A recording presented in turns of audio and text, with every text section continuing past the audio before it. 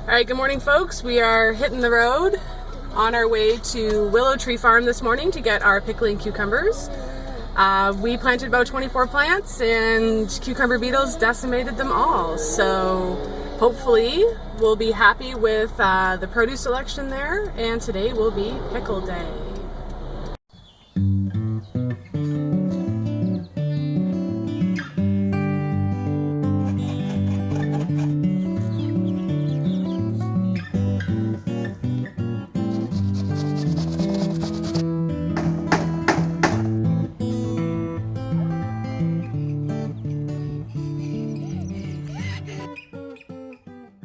Okay, so we're back from Willow Tree Farm and we've had pickling success. So I got, as you can see, a full bushel of pickling cucumbers, and a bushel is about 48 pounds or so. So I'm going to be making a lot of pickles today.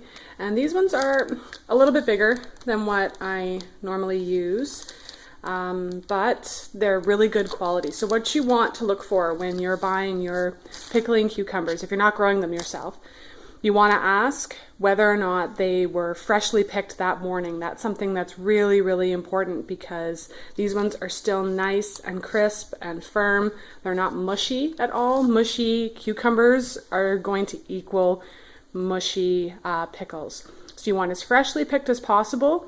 You want the right size for the right job. So obviously I'm not going to make gherkins with these. I'm making dill pickles, so they're an okay size for that. And again, you just want them as fresh as possible. Ideally, you're going to want to process them on the exact same day that they were picked, which is why I will be making my pickles today. And I'll be back showing you some, like, the ingredients that I'll use and some of the processing that I do. Okay, and we're back. What I'm working on right now is getting the brine ready for the pickles. So I've tripled the recipe that's on my blog. But the recipe on my blog makes, it's a little bit blurry, there we go. The recipe on my blog makes about, I would say 6 to 7 500 milliliter, so pint jars of pickles. And that is 4 cups of water, 4 cups of vinegar, and make sure you get the pickling kind, 3/4 of a cup of pickling salt, and 1/4 cup of sugar. And the reason you want to use pickling salt is that if you use your regular table salt, the iodine in it will make your pickles cloudy.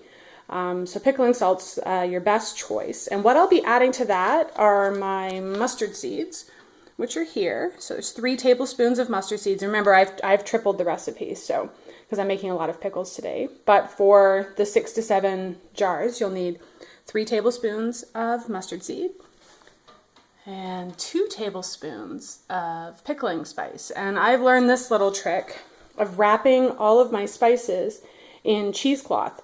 It's not nearly as messy, and you can just float the little bag of cheesecloth inside your pot when you're making the brine. So once that comes to a full boil, it'll be simmering for about 15 minutes, and while that's happening, I'm going to use my oven to sterilize my jars, and I will be washing all of my pickles and getting them ready. So we'll be back to see that process in a little bit. And we're back. I'm in the middle of washing my my cucumbers and getting them ready. So I'm going to give you the 3 biggest tips to avoid mushy cucumbers or mushy pickles. That's the biggest complaint when people can their own, is that they say that they're mushy. So tip number 1, I already mentioned, you want to make sure you get fresh pickling cucumbers. You want to make sure they were picked the same day that you're processing them, ideally no more than 2 days. Step number 2 is you want to remove what's known as the blossoming end. You can cut off both ends of your cucumber, but the trick is that you want to remove the blossoming end. So that's the end of the cucumber that had the flower on it. So this end here is the stem, and see if I can find another one for you. This is the stem. This is where it was attached to the vine. You can remove this part if you want, but the trick is removing this end here. You want to cut the end off of this, and you don't have to cut a lot, but you want to make sure you take the blossoming end off. So there it is there. If you do that, that's another trick to avoiding mushy pickles. And the 3rd one is processing time. If it takes 10 minutes to process your pickles, you don't want to process them for any more than 10 minutes. The longer that they're in that boiling water, the greater the chances are that you're going to end up with a mushy dill pickle afterwards. So those are the 3 tips. You want fresh cucumbers, you want to cut off the blossoming end, and follow and process them just for the exact amount of time that you want them in that boiling water. And we'll be back in a little bit, and I'll show you how I fill all of my jars. All right, so we're about to start packing our jars, and I'll show you how I do that. I'll just do one, and then you'll just repeat the same process for everything. I have my canning jars in my oven right now, sterilizing at 225 degrees, and a friend of mine actually forwarded me an article. Apparently Ball, the company that makes jars, has done some research and says you don't actually have to sterilize your jars anymore. I still do because I'm pouring hot brine into the jars, and if the jars themselves are hot, then you don't have to worry about them cracking. So what I'll do is I'll take one out for now. And they've been in here for a good 10 minutes at this point. And you want to make sure, at the very least, you do want to wash your jars. That's important. And of course, an oven mitt. So inside each jar, I'm going to put 3 peppercorns. So 1, 2, 3. A half teaspoon of dill seed. And this is a bit of overkill. We like dill in our pickles a lot. So we actually are going to put some fresh dill in, as well as the dill seed. You're going to have 1 clove of garlic and a couple of sprigs of fresh dill, and this is dill that we grew ourselves. And then you want to kind of shake all that down to the bottom, and you want to start packing your jars. And I find that it helps to do this with the jar on its side. And you just do exactly what I'm doing here. And you fill, and you want the pickles to be pretty tight in there, so you want to fill them so that they're nicely packed but not damaging. It's kind of a fine balance, but if your pickles are too loosely packed, they will float to the top, and then therefore won't be covered with the brine. So you'll just fill as much as you can, just like I'm doing here. And any of the shorter ones I have are good to kind of pack on top of my piece of garlic that's there. And the jar will start to get a little hot, so an oven mitt is definitely recommended. Because like I said, these were in the oven at 225 degrees. And see how I'm kind of packing them in there, and they're pretty tight in there at this point. So I would probably try to maybe fit one of my small ones in if I can. And then I need my funnel, which is over here. And I'll walk you on over to where the brine is. And as you can see, this bag of spices, like I mentioned, using the cheesecloth, it works really well. I don't have any floaties or anything weird in my brine. And you want to leave about a ½ inch of headspace, allow room for expansion. I'm just pouring my brine. And I apologize if the video is a little bit dark. It's a very hot day today that we've decided to make our pickles. And yep, so you want to fill them about, like I said, leaving about a ½ inch of space. And then 1 second, I'm not prepared. This is a funky little guy. It's just a magnet. Allows me to lift my lids out of the warm water.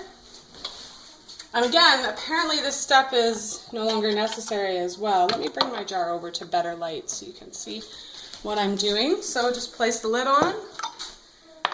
Grab one of your canning rings. And tighten it. What they say is fingertip tight. And what I'll do is I'll place it in my canning rack and repeat the process. I can get 7 jars in my water bath canner, so I'll repeat this process 7 times, and then I'll run it through the canner. Once it reaches a rolling boil, you want to do 10 minutes in the canner. You want to take them out immediately after that and set them somewhere where they can sit for about 24 hours to cool and seal. And once that's happened, you'll remove the rings. You can wash the outside of the jar, test the seal, make sure it's actually sealed. So you can, when we store our canned goods, we actually take the rings off, and we just, we actually hang them here for when we need them later on. And you can store them that way. Make sure you always label everything. You want to label your jars. with the date and what's inside. And once I'm ready to get the canner going, I'll show you how I put that in, and that'll be the end of the video for today. I'm about to put my filled jars into my water bath canner. And there was one important step that I forgot about, and I often use a chopstick for this. When you're filling your jars with your brine, it's really important that all of the air bubbles float to the top and get out. Now some people tap the side of the jar, but I find if I just kind of root a chopstick around in there, all the bubbles will float to the top. And the reason I use this is if you use anything metal, it'll get hot pretty quick. So once all the jars are ready, I just open up my canner, and the water in there is already hot. I think this is the 4th batch now. You place the jars in. It's really important. I'll have to add a little bit of extra water. As you can see, the jars are not covered. So I'll add a little bit of warm water to them. And the processing time, and now remember, check your altitude. Depending on where you live, you may have to vary this, but where we are, the processing time is 10 minutes for pickles, and you don't want to do them any longer than that. Like I said, that's one of the tips to avoid mushy pickles, is to only process them for 10 minutes. I'll take them out, and then you want to put them, you can see the ones that we've done already today, you want to put them somewhere where they can sit and be undisturbed for about 24 hours. One question people often ask me is, can I use my pressure canner? And you can. I choose not to, because whenever you're doing anything in a pressure canner, there's always a 10-minute period where you have to exhaust all the air out of your pressure canner. So that means that your pickles have been processing for 10 minutes during that time, and then you start processing. So I find, personally, I think that's too long in a canner, so that's why I go with the water bath canner. So that's it for us today. Thank you for joining us on our pickle making day, and happy canning to everyone.